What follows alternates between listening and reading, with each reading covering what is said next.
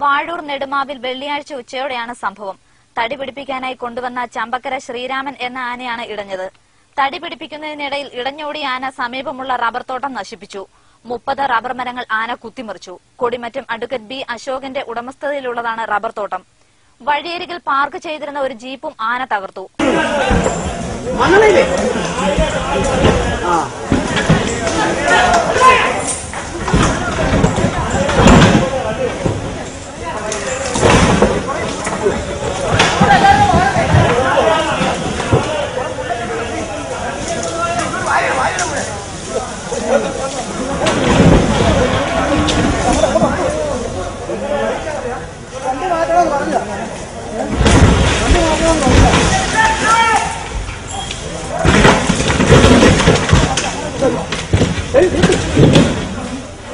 ആന ഇടഞ്ഞുതെറിഞ്ഞ് 100കണക്കിന് ആളുകൾ സ്ഥലത്തെത്തി. കോട്ടയം എലഫന്റ് സ്ക്വാഡിലെ സാബൂസി ഐസക്കിന്റെ നേതൃത്വത്തിലുള്ള സംഘം മയക്കുവെടി വെച്ച് ആനയെ തളച്ചു.